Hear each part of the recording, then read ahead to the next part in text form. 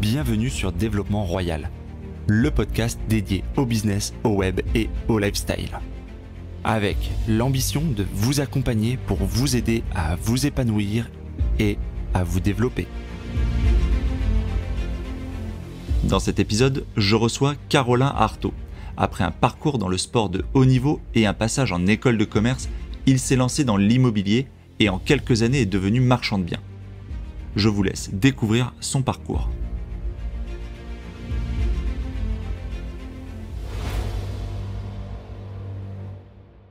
Avant de commencer l'épisode, je vous invite à me retrouver à la fin de celui-ci sur mon blog pour participer à un questionnaire pour m'aider à choisir le titre de mon premier livre sur l'immobilier. Cela ne vous prendra que 3 à 5 minutes et vous pourrez lire les premiers chapitres en exclusivité. Vous pouvez retrouver le lien dans le descriptif de l'épisode. Je vous remercie d'avance pour votre aide.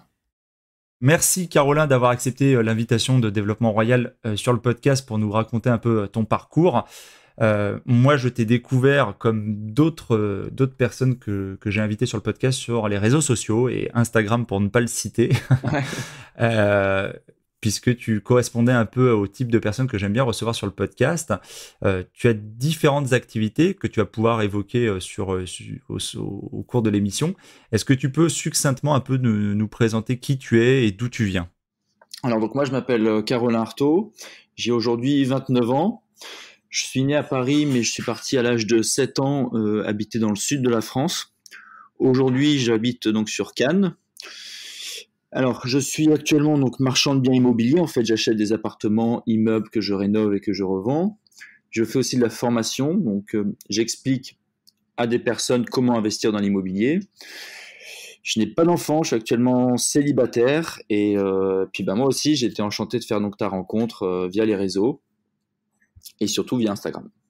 Alors c'est effectivement une thématique qui revient souvent, l'immobilier sur le podcast. On va avoir l'occasion de développer ça juste après. Comment t'es venue l'idée de faire cette activité ? Quel a été un peu ton passé avant on va dire l'âge adulte et tes activités d'aujourd'hui ? Quel était un peu le background en fait de Carolin ? Alors, moi, j'ai commencé à travailler à l'âge de 16 ans en tant que skipper donc pour l'entreprise familiale. C'est-à-dire que mes parents, ils avaient une entreprise dans le nautisme. Ils organisaient des régates pour des comités d'entreprise. Et donc, moi, j'étais skipper sur un Zodiac, en fait, conducteur de bateau. Je prenais les clients sur le ponton, je les emmenais sur les voiliers. Donc, je faisais ça en parallèle de mes études, bien évidemment, les week-ends et surtout l'été. Donc, j'ai fait ça jusqu'à 23 ans. Ensuite, j'ai fait aussi un petit peu d'achat-revente de véhicules. J'achetais des voitures Italie, Allemagne que je revendais en France. J'ai eu un grand frère qui a travaillé donc dans une agence immobilière, qui a fait une opération d'achat-revente, donc acheté un studio rénové, revendu en 2 pièces. Il a fait une belle marge. J'étais donc en école de commerce, j'ai vu ça. Pour être très sincère, j'avais pas forcément l'impression d'apprendre grand-chose dans l'école de commerce dans laquelle j'étudiais. J'ai donc arrêté cette école. Je me suis focalisé à 100% donc sur acheter un appartement, le rénover, le revendre. J'ai mis 4 mois avant de trouver un bien intéressant. Et puis, j'ai trouvé donc un studio que j'ai rénové, que j'ai revendu, j'ai transformé en 2 pièces, j'ai fait une belle plus-value. Deuxième année, un 2 pièces que j'ai transformé en 3 pièces. Troisième année, une maison de village que j'ai divisée en 3 appartements. Et ensuite, j'ai ouvert ma société de marchand de biens donc en 2013. Et par la suite, j'enchaîne, on va dire, une dizaine d'opérations par an. Ah, effectivement, bon, c'est un parcours, ça semble une route toute tracée depuis l'âge de tes 16 ans et où tu commençais, on va dire, à conduire tes clients. On va reprendre un peu point par point.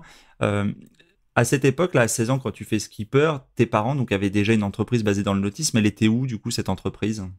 Elle était basée sur Antibes. Ça s'appelait Artaud Yachting.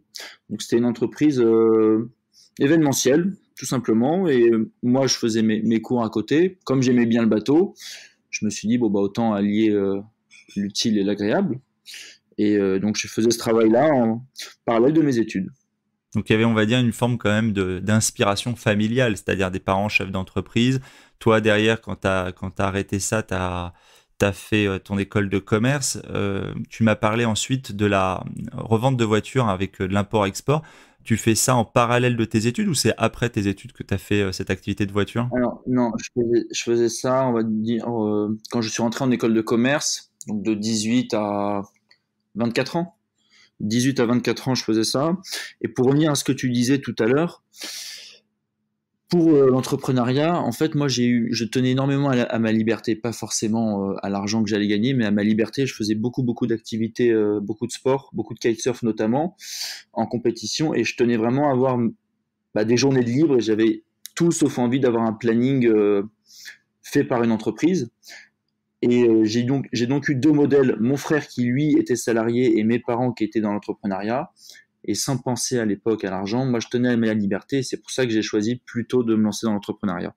Alors, c'est effectivement un dénominateur commun qui revient souvent sur le podcast et qu'on aborde plutôt dans la deuxième partie sur justement on va dire le way of life, le lifestyle et le pourquoi du comment, la motivation profonde ou le grand pourquoi. Donc toi, ton grand pourquoi, le grand moteur qui t'a servi, c'était effectivement plus cet aspect liberté de temps. La Ouais. liberté, exactement. Quand tu fais l'achat-revente 18-24 ans, il y a des gens qui écoutent le podcast qui sont dans cette tranche d'âge qui se demandent comment faire, est-ce que c'est possible, etc. C'est quelque chose que tu recommanderais? Ça a beaucoup changé entre le moment où tu l'as fait et maintenant. Tu as suivi un peu pourquoi tu as arrêté en fait de faire de la vente de voitures? Oui, ça a énormément changé en fait. Moi j'importais des voitures, donc Allemagne, Italie, en France. À partir de 2013, ils ont mis une nouvelle taxe sur les chevaux fiscaux, c'est-à-dire que les cartes grises sont devenues beaucoup plus chères à partir du moment où on les immatricule en France. 2017, et encore une nouvelle taxe, cette fois-ci sur le CO2. Et aujourd'hui, pour donner un exemple, si tu veux immatriculer un 4x4 en France, un Jeep, c'est 10 000 euros. Donc les marges ne sont plus du tout intéressantes. D'accord, donc c'est la pression fiscale qui est spécifique en fait aux véhicules d'importation, qui n'existe pas sur du... D'accord. Exactement. À ta connaissance, toi qui as étudié un peu le marché, ça a été fait délibérément pour éviter effectivement une importation trop massive de véhicules étrangers? Alors, je pense que oui, ça a été fait délibérément pour ça. Et puis, c'est des nouvelles taxes, tout simplement, hein. C'est pour gagner plus d'argent. Oui, d'accord, mais c'était pas un frein ou une tentative, on va dire, de limiter l'activité justement de l'import-export, parce que je veux dire, cette taxe, elle existe également sur les véhicules qui sont cédés chez nous, ou c'est spécifique aux véhicules importés en fait, finalement? Non, c'est spécifique en fait à la première immatriculation en France. D'accord. C'est-à-dire que si aujourd'hui tu achètes une voiture neuve, tu vas payer ta carte grise beaucoup plus cher qu'il y a 15 ans. Mais si tu achètes une voiture d'occasion qui est française, tu paieras un prix convenable. Par contre, à la première immatriculation en France de ta voiture, si par exemple tu l'achètes d'occasion en Italie ou en Allemagne, tu vas payer ta carte grise très cher. D'accord, ok, je comprends mieux un peu la raison du pourquoi. Et donc à partir de 2013, j'ai arrêté. Et c'est à ce moment-là, en 2013, donc tu es dans ton école de commerce et c'est là où ton frère fait son achat-revente? Non, alors moi j'ai arrêté en 2013, j'avais déjà ouvert ma société de marchand de biens. Donc c'est pendant l'école de commerce que ton frère fait l'opération d'achat-revente et que du coup, tu l'en... Exactement. Ok. Voilà, tout à fait. Et quelle école de commerce, du coup, tu as suivi Alors c'était... j'ai fait moi le schéma, c'est une école à Sophia Antipolis, donc avec des très beaux diplômes, des très beaux titres, et en fait en cours tu n'apprends strictement rien, pour être très sincère, sauf l'anglais qui m'a servi. D'accord. Donc effectivement, tu prônes pas vraiment un cursus scolaire pour arriver à avoir le parcours que tu as aujourd'hui, quoi. Alors, je prône le cursus scolaire pour un travail spécifique. Demain, tu veux être médecin, tu vas être notaire, tu vas être avocat, oui. Maintenant, quand je vois ce qu'on apprend en école de commerce, je trouve que c'est même pas honnête. Je trouve que c'est très malhonnête. On n'apprend même pas à ouvrir une société, on n'apprend pas du tout la fiscalité, on n'apprend rien du tout en fait. On fait du général, on paye des écoles de commerce extrêmement chères. Maintenant, je crois que c'est passé quasiment à 8 à 10 000 euros l'année pour avoir des cours de géologie ou des choses qui sont très théoriques, on va dire. Je pense que c'est malhonnête, même par rapport au marketing. Quand je vois le marketing que j'apprenais et le vrai marketing aujourd'hui, il y a un monde. Ton frère était dans quelle société immobilière? En fait, il était salarié, il avait monté sa société immobilière. Qu'est-ce qu'il faisait exactement? Non, il était agent co, agent immobilier pour une agence. Donc il avait un fixe plus com. D'accord. Et dans quel secteur il opérait, du coup? J'en ai peint. Jean Lépin. Et c'est sur ce secteur-là qu'il a fait son achat-revente, du coup? Exactement, l'appartement qu'il a acheté était juste au-dessus de l'agence. Ouais, Et c'était c'est un peu, grâce à son travail dans cette agence qu'il a pu trouver cet appartement. bien sûr. Il l'a jamais occupé, enfin, je veux dire, il l'a pas pris pour lui au départ et puis finalement il l'a revendu, non? C'était dès le début, c'était le but, c'était de faire un achat-revente? Alors, dès le début, le but c'était de faire un achat-revente, mais bien évidemment, il a habité dans ce bien puisque ça a été sa résidence principale pour le revendre sans payer d'imposition. Oui, bien sûr, pour bénéficier de la, on va dire entre guillemets, de la niche fiscale de la résidence principale. Exactement. Et c'est la même stratégie que tu as adoptée pour faire le tien, du coup? Exactement. Sauf que moi, je suis pas passé par une agence, enfin, j'ai pas travaillé dans une agence, mais j'ai rénové le bien, j'ai habité dedans. Alors, j'ai pas habité dedans longtemps, pour être très sincère, puisque au bout de 3 jours où il était fini, où j'habitais dedans, j'ai eu une première visite et une offre. Ok. Alors, pour les auditeurs qui touchent un peu ou qui sont un peu plus au fait de la législation de l'exonération de taxation de la plus-value de la résidence principale, quel est le délai, toi, à ta connaissance, ou qu'il faut un peu justifier pour arriver à bénéficier du même dispositif? Parce que j'entends des choses Alors, assez diverses et variées à ce sujet, donc est-ce que tu as une... en France, il faut savoir qu'on n'a aucun délai imposé pour avoir un bien considéré comme une résidence principale. Ce qu'il faut, c'est que ce soit un minimum plausible, c'est-à-dire qu'il faut habiter le bien, il faut avoir donc son adresse postale, son adresse fiscale, une consommation d'eau, une consommation d'électricité, Internet. Moi, je préconise quand même d'y rester un an. Ouais, c'est-à-dire qu'à l'époque, tu étais un peu jeune et innocent, donc tu l'as fait un peu vite, mais aujourd'hui, tu recommanderais pas aux gens de le faire avant un an, parce que ça pourrait être requalifié sinon par un compte par les impôts, quoi. Ça pourrait être requalifié. Je ne pense pas qu'à la première opération d'une résidence principale, la personne sera requalifiée, mais je préfère, on va dire, préconiser un an aux personnes de rester dans le bien, oui. Je pense que c'est mieux. Ouais, bien sûr. C'est plus prudent, on Exactement. va dire que c'est Voilà. plus prudent. Après, chacun verra quelle est la part du risque qu'il accepte de supporter ou pas. Exactement. Mais dans tous les cas, il faut savoir qu'il n'y a aucun délai imposé par la loi en France pour qu'un bien soit considéré comme une résidence principale. Tout à fait. Donc, à la suite de ce premier achat immobilier et de cette première opération réussie, tu nous as un peu détaillé tout à l'heure, tu vas peut-être pouvoir revenir dessus. Quel a été un peu le cadencement en fait de tes acquisitions? Parce que cette première, redonne-nous un peu les chiffres. Là, on est en quelle année et tu fais quel résultat en fait avec cette première vente? Alors donc, première opération, j'avais 21 ans, donc c'était en 2011. Donc, je fais un bénéfice de 70 000 euros net dans la poche, puisque pas aucune imposition. Ensuite, j'ai remis 3 mois par la suite. Alors, pour donner, on va dire, pour le faire chronologiquement, j'ai revendu le bien en septembre. J'ai retrouvé le nouveau bien, on va dire, il me semble, c'était 3 mois après. Donc en décembre, le temps de signer, on était passé sur 2012. Et j'ai acheté l'autre bien, je dirais, février 2012, rénové, revendu septembre 2012. Cette fois-ci, j'ai fait encore un plus grand bénéfice.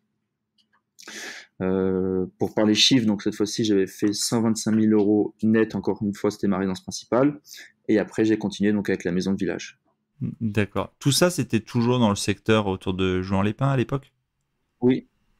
Et c'était, tu dirais, difficile à l'époque, enfin par rapport à aujourd'hui, plus facile de trouver des offres, enfin des biens à rénover et avec un prix du marché bien en deçà finalement de la valeur de revente potentielle?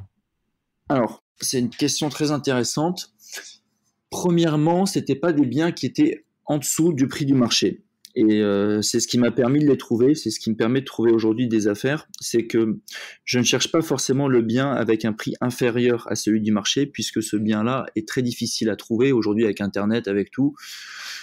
On est tous conscients du prix du marché. Par contre, moi, ce que je recherche, et c'est comme ça que j'ai trouvé mes affaires, je recherche un potentiel chez un bien. C'est-à-dire que, pour te parler de ces 2 premières opérations, j'ai acheté un studio à rénover de 35 mètres carrés. Et c'est le fait de l'avoir rénové et transformé en 2 pièces qui m'a permis de faire la plus-value. Mais à la base, le bien était certes un tout petit peu en dessous du prix du marché, mais pas non plus, c'était pas l'affaire du siècle. C'était une affaire de monsieur et madame tout le monde. D'accord. Et sur ce bien, donc c'était ton premier, le studio.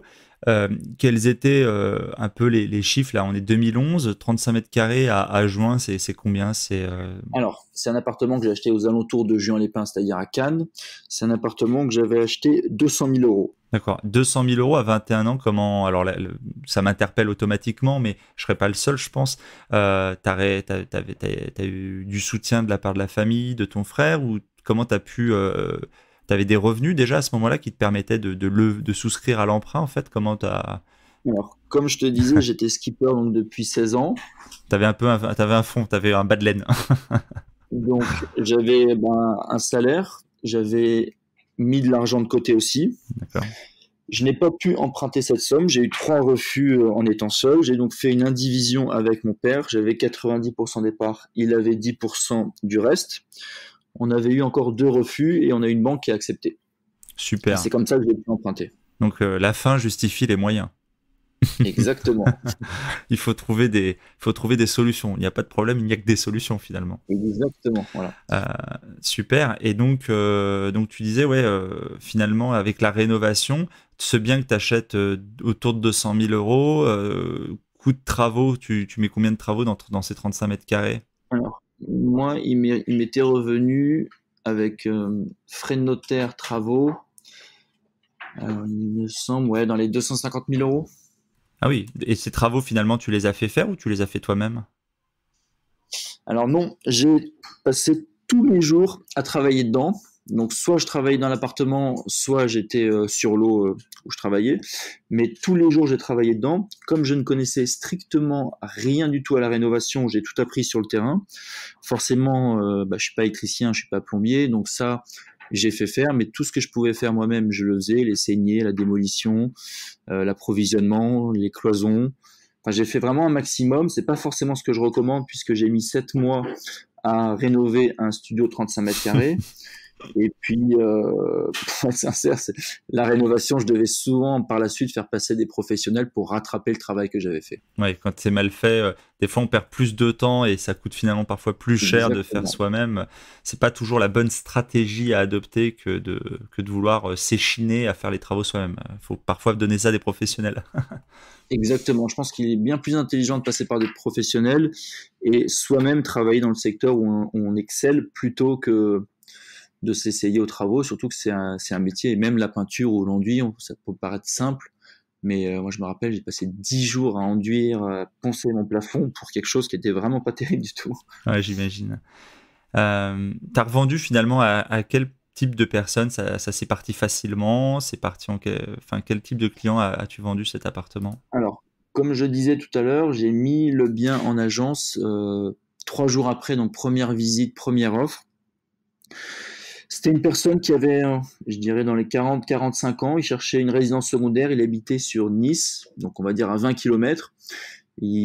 Quand il travaillait, il avait toujours des problèmes de bouchons, d'embouteillage. Donc il a pris un petit pied-à-terre pour la semaine, proche de son travail. Donc là, tu étais lancé, je veux dire, à ce moment-là, tu as quoi? Tu as 21, 22 ans, tu gagnes une première fois 70 000 euros, tu prends goût, tu dis je recommence. Après la deuxième fois, donc là, tu dis bon, je passe aux choses sérieuses, je fais ça de ma vie, quoi. En fait, je fais une très belle opération la première fois, mais une fois que j'ai vendu, certes, j'ai un peu plus d'argent, mais je reviens à la 15 départ. C'est-à-dire que j'ai pas de réseau. Dans le fond, j'ai trouvé le bien en cherchant, mais j'ai aucun réseau. Et je reviens à la case départ, pour être sincère. Même si j'avais un peu plus d'argent, j'avais pas forcément beaucoup plus de connaissances, ni même de réseau. Et c'est pour ça que j'ai mis du temps avant de trouver la deuxième opération. J'ai remis, oui, quasiment 4 mois avant de retrouver la deuxième opération. Et c'est vraiment à partir de la quatrième, cinquième, où là, ça a commencé à couler de source et où je me suis dit, OK, je vais vraiment faire cette profession à 100%.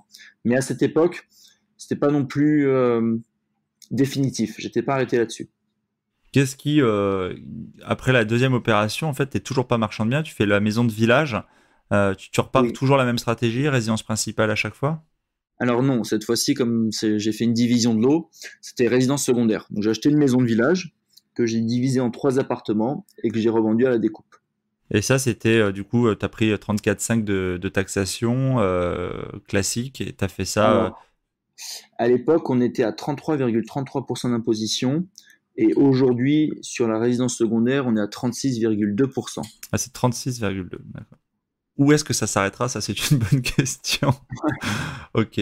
Et malgré ça, aujourd'hui, ce genre d'activité, tu continues de le faire. Alors, dans ton activité de marchand de biens, est-ce que cette fiscalité, elle est plus souple, elle est plus allégée?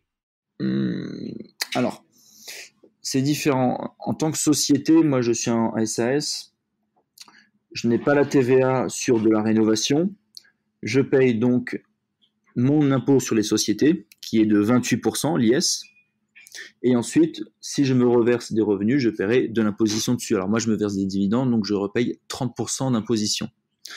En résidence secondaire, comme on disait, on est à 36,2, mais on est à 36,2 du bénéfice imposable. Donc effectivement, c'est un peu particulier. On ne peut pas vraiment comparer avec la fiscalité qu'on connaît, nous, dans la vente éventuellement d'une résidence secondaire. Exactement, voilà. C'est un peu, voilà, chacun regardera et un peu en détail, mais on peut pas faire un épisode dédié à la fiscalité, c'est trop compliqué. Je vais faire un petit saut dans le temps, Caroline, là, pour voir un peu où tu en es aujourd'hui dans ton activité de marchand de biens. On a vu un peu les étapes qui ont conduit à faire cette activité. Comment tu procèdes aujourd'hui? Comment tu recherches? Tu dis que finalement, tu cherches pas la bonne affaire parce que c'est compliqué de trouver vraiment la bonne affaire. Tu cherches à valoriser. Est-ce que tu cherches toi? Est-ce que tu as des rabatteurs? Comment ça fonctionne? Alors aujourd'hui, comme ça fait 9 ans que je suis dans la profession, je ne cherche plus de biens. C'est-à-dire qu'on me les apporte, j'ai des apporteurs d'affaires et eux m'apportent des biens et ensuite c'est à moi de choisir si oui ou non je les achète. Alors, ça a pris du temps avant d'arriver évidemment à ça. Je pense qu'il aura fallu 5 ans pour vraiment me créer un vrai réseau d'apporteurs d'affaires qui sont, en plus de mes apporteurs d'affaires, des vrais amis sincères. Et donc aujourd'hui, non, je cherche plus du tout de bien. D'accord. Est-ce qu'au niveau ton secteur, toi qui as commencé donc du côté de Jouan, Cannes, etc., est-ce que ton secteur a grossi, a évolué, a complètement changé, ou tu restes sectorisé, on va dire, dans ce sud ou plus spécifiquement dans ce secteur-là? Non, je reste sectorisé dans ce secteur et dans le sud, mais uniquement dans ce secteur, puisque comme je te le disais, aujourd'hui, je me suis créé un réseau d'apporteurs d'affaires. Et aujourd'hui, les affaires, on me les apporte, j'ai plus besoin d'aller chercher et j'ai aucun intérêt à vouloir aller ailleurs. J'ai un marché qui marche bien, je maîtrise totalement chaque rue, je sais combien vaut tel ou tel bien, donc je n'ai aucun intérêt à investir ailleurs. Tu t'es spécialisé dans un type de produit, tu dis que tu fais une dizaine d'opérations à peu près par an. Est-ce que c'est, je veux dire, plutôt les découpes, plutôt de la promotion? Est-ce que tu restes, enfin voilà, est-ce qu'il y a des produits plus spécifiquement que tu fais ou est-ce que tu touches un peu à tout? Non, on va dire que, alors aujourd'hui c'est différent, mais j'ai majoritairement fait deux types de produits, c'est-à-dire de la résidence, on va dire plutôt ciblée résidence secondaire, donc du 2-3 pièces pleine vue mer avec résidence, piscine, garage, tennis, cave, ou alors du produit type investisseur, c'est-à-dire un immeuble que j'achète, que je redivise en plusieurs petits appartements, du 2 pièces de 30 mètres carrés, et que je revendais à des investisseurs qui, eux, faisaient de la location saisonnière avec. D'accord, donc tu étais un facilitateur pour ces gens-là, en fait. Tu leur proposais des produits un peu clés en main, bien packagés, qui vont taper dans l'œil de la location courte durée. Exactement. Mais en leur rendant pour autant les choses abordables parce que eux n'avaient pas la possibilité ou l'ingénierie, on va dire, pour faire de l'opération à la taille où toi tu l'as fait. Voilà, tout à fait. Et puis après, chacun son métier. Eux, ils achetaient, comme tu l'as très juste dit, un, deux pièces de 30 mètres carrés dans les 180 000 euros, 200 000 euros. Bon, moi, j'achetais plutôt une grosse entité dans les 700 800 000 euros. Je remettais des travaux dedans. Et ensuite, chacun était gagnant puisque c'était des investissements où eux-mêmes arrivaient à sortir du ouais, 8% de rentabilité avec un produit clé en main dans une ville attractive. Donc c'était un bon compromis, très bon compromis. Quelles sont les tailles un peu des opérations aujourd'hui que tu fais dans les marchands de biens? Pour ceux qui connaissent pas, il y a souvent un peu une espèce de système de crédit revolving en fait avec la banque. Est-ce qu'aujourd'hui, bon, toi, tu as passé plusieurs étapes. Est-ce qu'aujourd'hui, tu es capé dans les opérations? Est-ce que tu fais enfin voilà, est-ce que tu te fixes une limite au terme de taille de projet? Alors, en fait, la limite, c'est plus moi qui, enfin, ce n'est pas moi qui me l'impose, c'est mon argent. C'est que en marchand bien, on doit toujours mettre de l'apport dans toutes les opérations. Et donc forcément, bah, je peux pas tout acheter, j'ai pas l'argent pour. Donc on va dire la limite, c'est ma capacité d'emprunt, tout simplement. Et est-ce que justement, pour passer ce cap, toi qui aujourd'hui as fait de la formation, est-ce que tu as réfléchi, tu as fait à un moment ou un autre de l'association, c'est-à-dire que toi, tu as la techno, la compétence et l'ingénierie, et tu avais par exemple un sponsor qui lui avait des finances, et pour te permettre justement de faire des opérations plus grosses ou plus souvent encore, est-ce que tu as pensé justement à ce genre de choses? Alors, on me l'a bien souvent proposé. J'ai jamais accepté. Je n'ai pas voulu accepter parce que je voulais travailler seul. Je voulais travailler comme je l'entendais. Et non, je me suis toujours servi de la banque uniquement. Si pour les gens qui nous écoutent, je pense que au début, de toute façon, avant de se lancer en tant que marchand de biens, il faut faire au moins 2 voire 3 opérations d'achat-revente en perso, c'est-à-dire soit de la résidence principale, soit de la résidence secondaire. Au bout de ces 2 3 opérations, on s'est mis des sous de côté, on va avoir de l'expérience. Par la suite, on pourra monter des opérations marchands. Mais je pense que ça sert à rien de vouloir griller des étapes parce que qui dit plus d'argent dit plus gros projet, mais il faut aussi savoir les maîtriser, on va dire, physiquement, ces projets. Ouais, petits enfants, petits problèmes, grands enfants, grands Voilà, problèmes. exactement. Comment tu gères l'aspect travaux? Tu travailles toujours, vu que tu es sur le secteur, c'est un peu comme le reste du réseau, c'est-à-dire c'est souvent les mêmes gens qui travaillent pour toi sur les chantiers. C'est externalisé ou pas? Non, j'ai plusieurs équipes que je connais bien, donc c'est souvent les mêmes gens. Après, de temps en temps, bon, bah, il y en a un qui est pas dispo, je change, mais en général, c'est les mêmes équipes. D'accord, mais c'est externalisé du coup. Ce sont des sociétés de bâtiments, ce ne sont pas des sociétés à toi ou ce ne sont pas des salariés de Non, ta société. non, je n'ai aucun salarié, tout est externalisé. Je sous-traite tout. Tu vois beaucoup justement sur cet aspect travaux qui est parfois une chose un peu compliquée à appréhender, beaucoup de disparités entre les devis. Bon, du coup, c'est toujours les mêmes endroits et les mêmes personnes, donc finalement, c'est constant. Mais toi qui fais aujourd'hui aussi de la formation, est-ce que on te fait remonter des devis et tu te rends compte qu'il y a de fortes disparités d'un bout à l'autre du territoire métropolitain?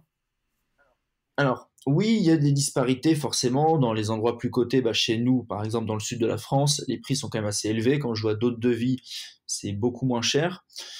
Maintenant, c'est une très bonne question. Il y a aussi la façon dont la personne aborde, enfin, demande un devis.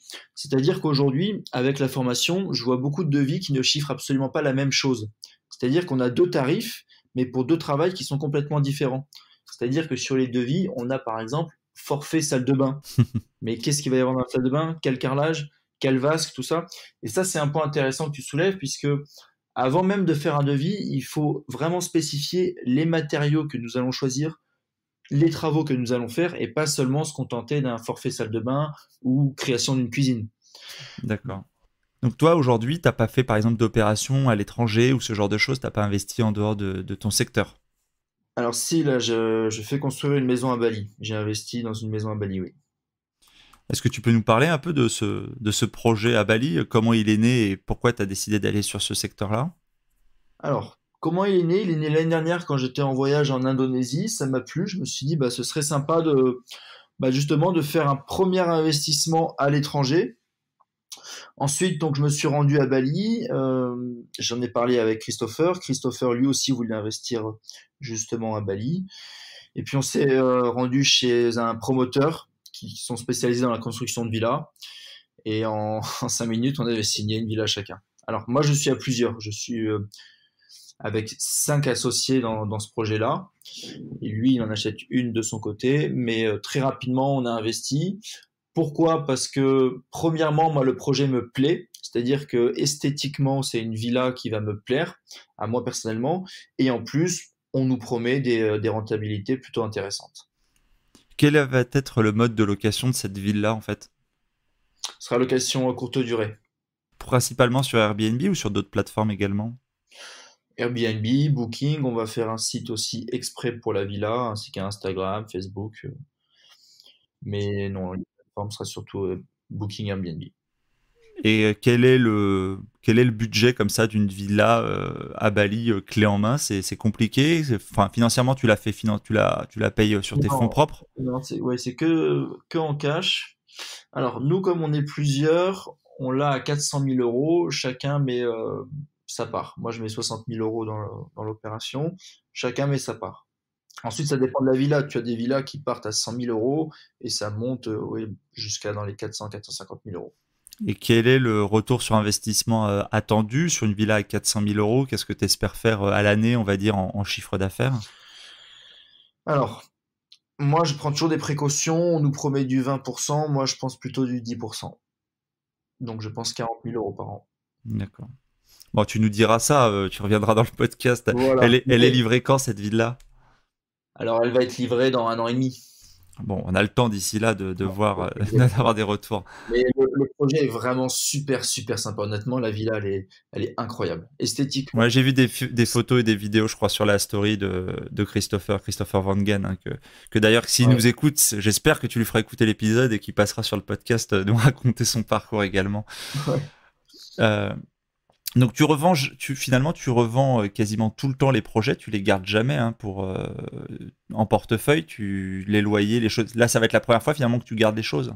Alors, l'investissement à Bali, oui, non, je vais le revendre rapidement, puisque c'est un investissement qu'on pense garder, allez, 4-5 ans. C'est pas quelque chose que je garderai à vie. Encore une fois, c'est une très bonne question. Alors, j'ai beaucoup revendu jusqu'à aujourd'hui, puisque moi, je veux aussi faire de l'investissement locatif, mais nous sommes toujours bloqués un moment par l'argent, c'est-à-dire qu'on peut plus investir. Et pour monter sur des grosses entités et avoir des gros loyers, il me fallait du cash. Et c'est à partir de cette année que je vais vraiment faire de l'investissement locatif, mais au moins j'aurai tout de suite des gros loyers. Tu penses à quoi? Alors, dis-nous un peu quels vont être un peu ces projets de gros loyers, grosse surface du coup, location courte durée ou ça va être de la location à l'année? Alors c'est le projet que je suis en train de faire sur Antibes. Donc construction de 2 immeubles, 9 logements, 2 locaux commerciaux. Je revends 3 logements, 3 appartements, et en revendant ces 3 appartements, j'ai l'intégralité du projet, donc il va m'en rester 6 plus 2 locaux commerciaux qui me seront payés. C'est plutôt effectivement hyper intéressant. Exactement, voilà. Bah, c'est une opération, après, bon, c'est une opération à un certain montant, mais qui va me permettre en 2-3 ans d'avoir au minimum 12 000 euros par mois de revenus. Oui, effectivement, c'est un objectif qui mérite de s'y pencher à deux fois.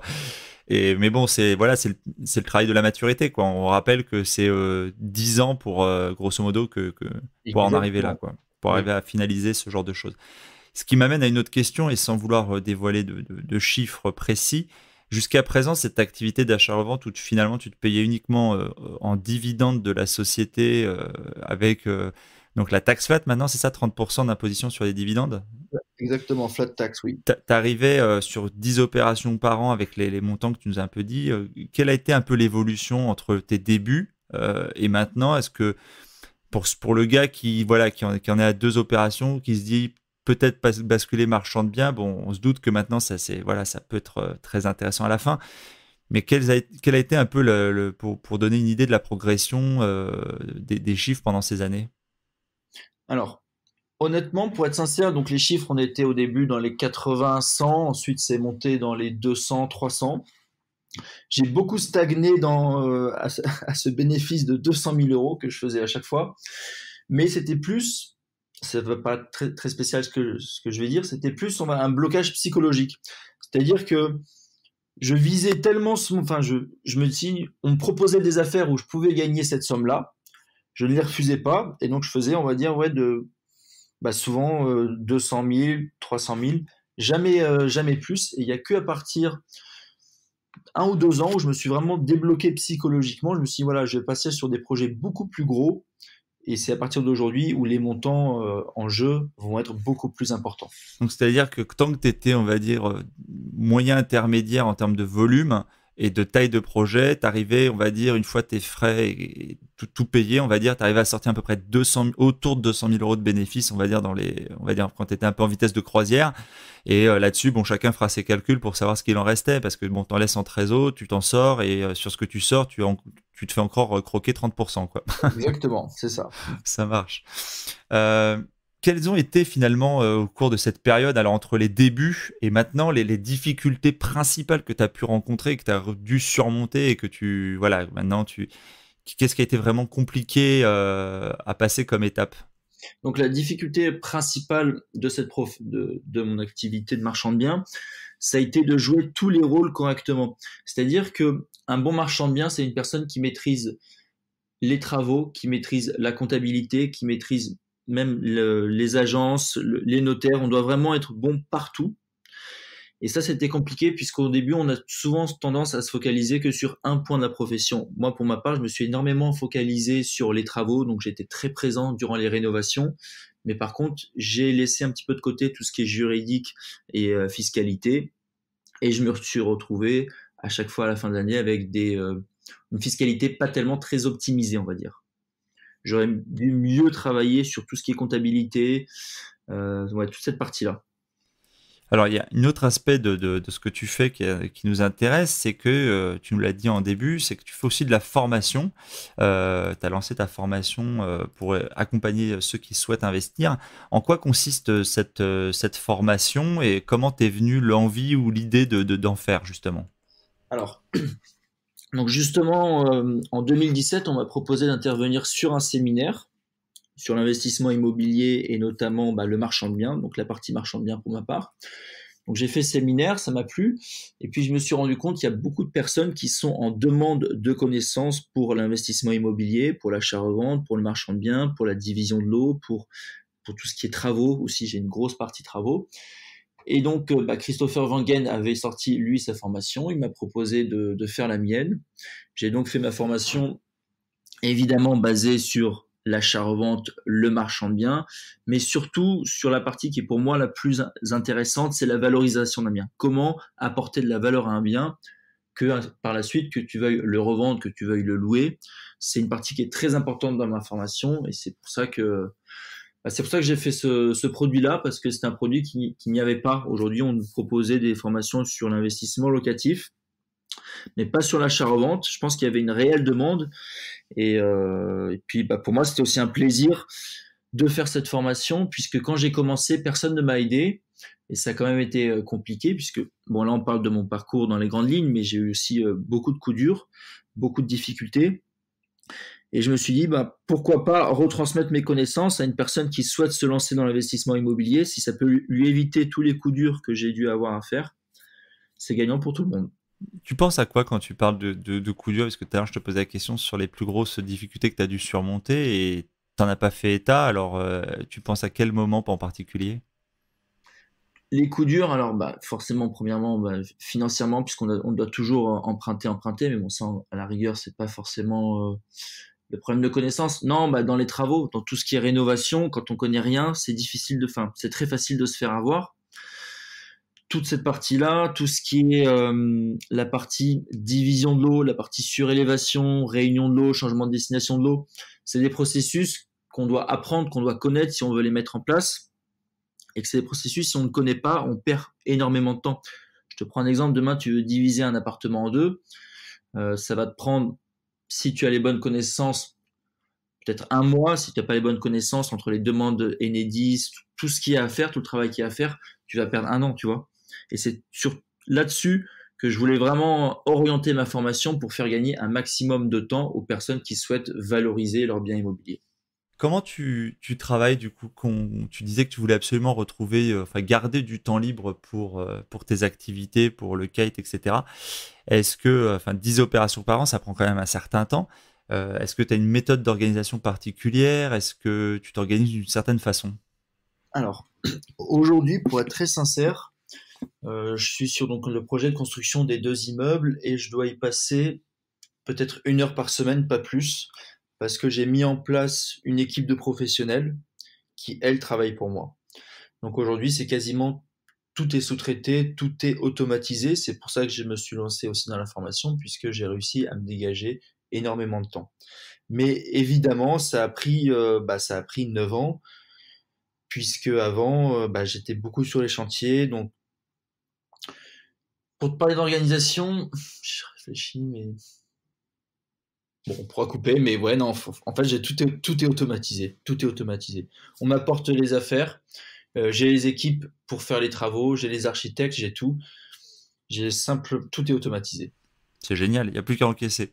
La- Ouais, la- ouais, non, mais c'est très bête Non, comme non. réponse, mais en fait, c'est vrai. Alors après, évidemment, ça a pris 9 ans d'avoir ce résultat-là, où j'ai passé énormément d'heures justement à la création de cette équipe, la création de ce réseau, mais aujourd'hui, c'est totalement Ouais, automatisé. t'interviens que sur les phases stratégiques du projet, c'est-à-dire la validation, les visites éventuellement ou contre-visites. Enfin, t'interviens juste sur des points clés. En fait, tu t'es pas sur le chantier à surveiller ou à faire les plans de déconstruction, quoi.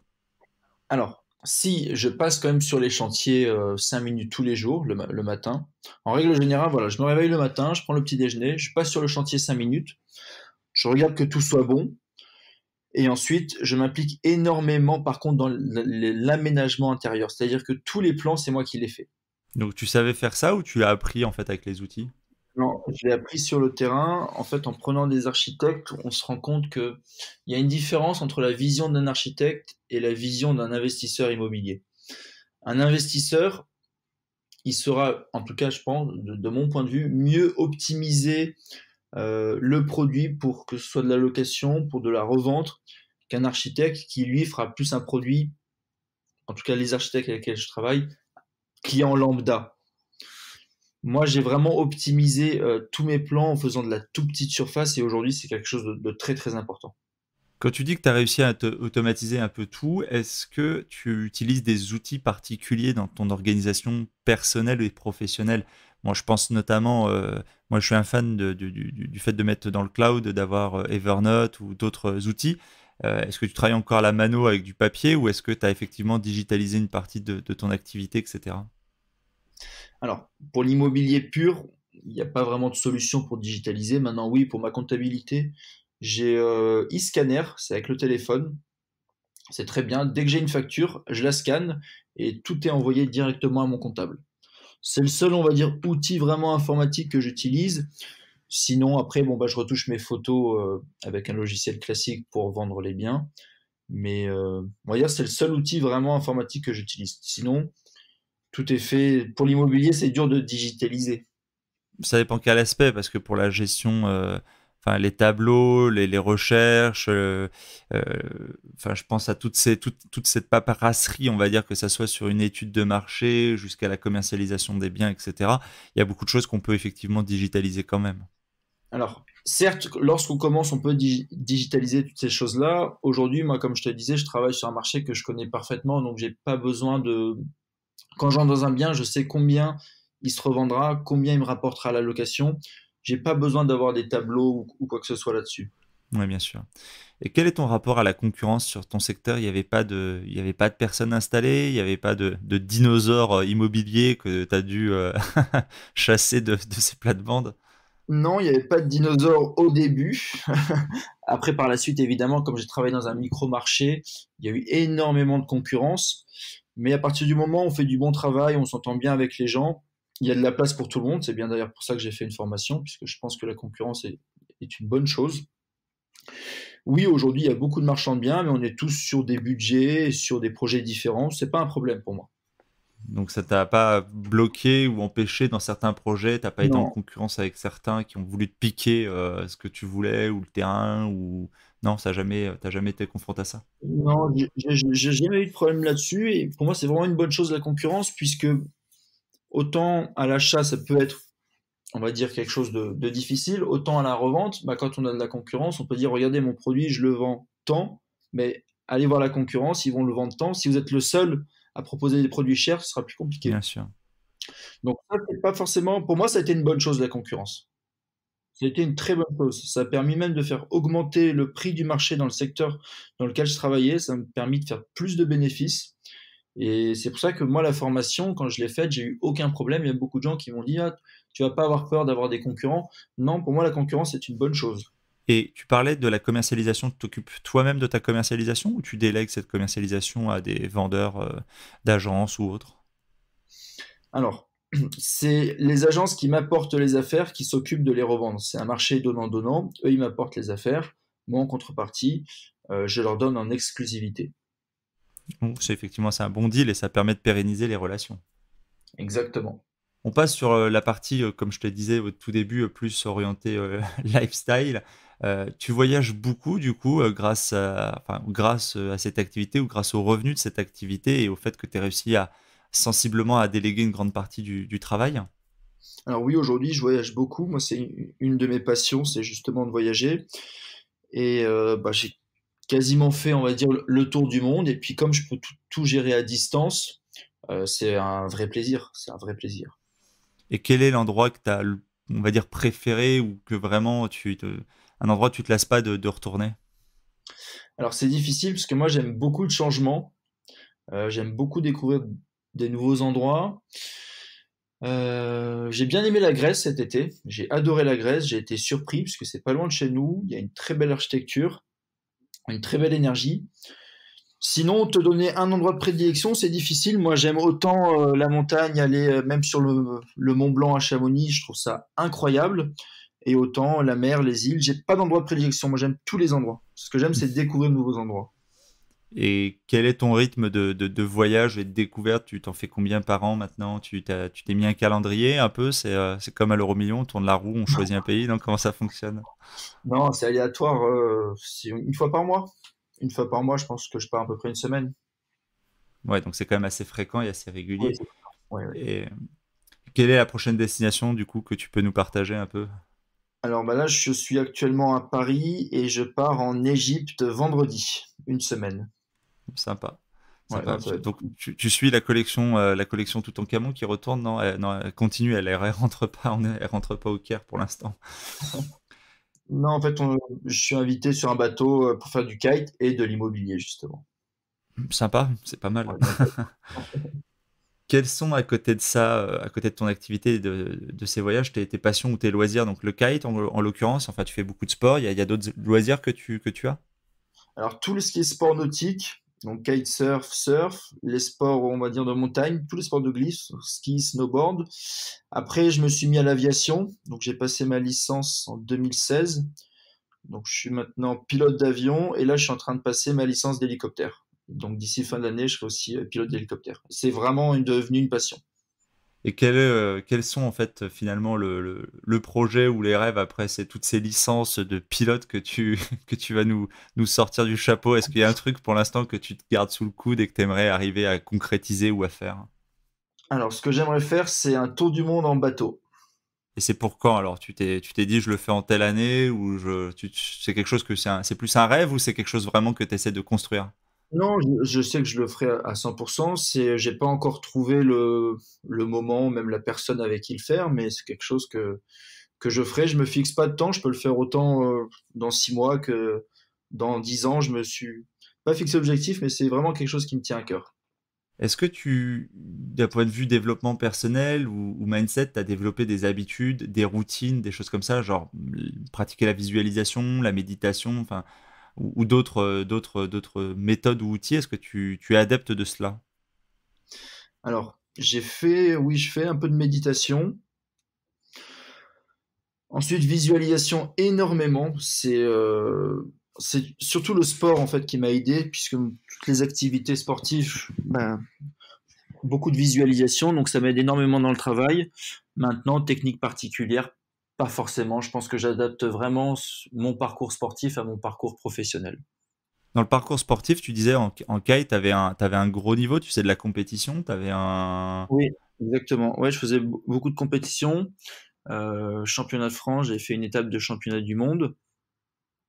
Et ça m'a énormément aidé justement dans mon parcours professionnel, puisque ça apprend beaucoup de choses, le sang-froid, la gestion du stress, la motivation, détermination et énormément la visualisation. En fait, on fait des figures avec des sauts périlleux, des tours dans tous les sens, mais avant de faire ces figures, c'est un gros travail de préparation et de visualisation. Ouais, savoir dans quelle situation tu vas te retrouver, l'anticiper, visualiser Voilà. ce que tu veux réussir à faire, etc., quoi. C'est-à-dire tu répètes à vide en fait la figure en mental, quoi. Exactement. Et c'est exactement la même chose pour le professionnel. Pour moi, si j'ai un conseil à donner, c'est vraiment le sport. C'est m'a aidé le plus dans ma vie professionnelle. Est-ce que tu lis beaucoup ou pas, et notamment des livres centrés autour de toutes ces activités entrepreneuriales, mindset, business, développement personnel? Ça t'arrive ou pas? Alors oui, je lis beaucoup de livres là-dessus, justement. Je lis aussi beaucoup d'autobiographies, enfin de biographies, pardon, de personnalités. Et après, j'ai aussi des livres qui n'ont strictement rien à voir, des romans, un peu de tout aussi. Je me focalise pas uniquement sur le développement personnel et business, toutes ces choses-là. Non, bah, généralement, on a le droit aussi de lire un polar sur la plage, hein, c'est pas interdit. Exactement. Et quel est le livre qui t'a particulièrement marqué? Alors, ça peut être, hein, t'as le droit de citer un polar, hein, mais quel livre t'a particulièrement marqué, que t'as vraiment aimé, ou que tu pourrais partager avec les auditeurs, justement? Alors, c'est un livre que j'ai lu récemment, ça s'appelle La 25e heure. Souvent, les gens commencent par lire des livres de business, et c'est très bien, mais je trouve que avant de pouvoir se lancer dans un autre business, il faut arriver à se dégager du temps. Et ce livre-là est vraiment un livre qui va t'aider à te dégager du temps, et je le trouve génial. Ouais, il est très bien fait, je l'ai lu, et il est dans la liste de lecture que je recommande d'ailleurs, et c'est Voilà. parce que c'est effectivement dans la bonne continuité de la semaine de 4 heures de Tim Ferriss ou ce genre de choses, donc c'est assez intéressant Exactement. C'est un peu la version, Ferriss avait fait un bouquin sur les outils, j'ai plus le titre en tête, je le remettrai en descriptif, mais c'est la version française, on va dire, avec les interviews des start-upers et des outils collaboratifs ou professionnels qu'ils utilisent comme Evernote, Zapier, etc., etc. Voilà. Est-ce qu'il y a une citation que tu aimes particulièrement, qui t'inspire et dont tu as fait un peu ton mantra? Bonne question. Ah, Alors, comment on dit pas ce qui ne te tue pas te rend plus fort. si, c'est ça, c'est ce qui ne te tue pas te rend plus fort. Ouais, voilà, c'est ça exactement. Donc ça, c'est quelque chose que tu... Oui, parce que je sais pas comment expliquer. Moi, j'aime bien avoir des nouvelles expériences, essayer des nouvelles choses. Et je pense que bah, des fois, c'est des bonnes ou des mauvaises expériences. Et dans tous les cas, ça endurcit. Une expérience est bonne à prendre et ça permet vraiment de se développer personnellement. Parfait. Eh bien, écoute, on va se quitter là-dessus. Je te remercie énormément pour le temps que tu as accordé pour le podcast Développement Royal. Je te souhaite une bonne concrétisation et une bonne réception de ton chantier à Antibes et j'espère qu'on... Merci Et beaucoup. n'hésite pas à revenir nous voir pour nous raconter un peu le retour de la villa de Bali. Et ben avec grand plaisir. Et puis, bah, merci à toi pour l'interview et à bientôt. Merci, salut. Merci. L'épisode est maintenant terminé. J'espère que vous l'avez apprécié, qu'il vous a inspiré. Si oui, pensez dès à présent à vous abonner. Et si vous voulez m'aider à faire vivre ce podcast, alors je vous invite à laisser un commentaire ou une évaluation sur iTunes ou sur la plateforme que vous utilisez. Cela me permet d'améliorer le contenu et de le faire connaître à un plus grand nombre de personnes. Et pour vous remercier de votre aide, je ferai chaque mois un tirage au sort parmi les nouveaux contributeurs et j'offrirai 1 heure de coaching ainsi qu'un bon d'achat de 20 € sur Amazon. Le nom du gagnant sera publié sur Facebook. Vous pouvez bien sûr me retrouver sur ma chaîne YouTube ainsi que sur Facebook, Twitter et Instagram. Je mettrai les liens dans le descriptif de l'épisode et sur le site internet www.developpementroyal.com. Je vous dis à bientôt pour de nouveaux épisodes. Si vous êtes arrivé à la fin de ce podcast, alors permettez-moi de vous proposer un passage à l'action. Si vous voulez apprendre à vous organiser pour devenir plus efficace dans votre business et dans votre vie, alors dans ce cas, inscrivez-vous à ma formation Super Organisé. C'est simple, il vous suffit de suivre le lien dans le descriptif de l'épisode ou sur le site www.developpementroyal.com.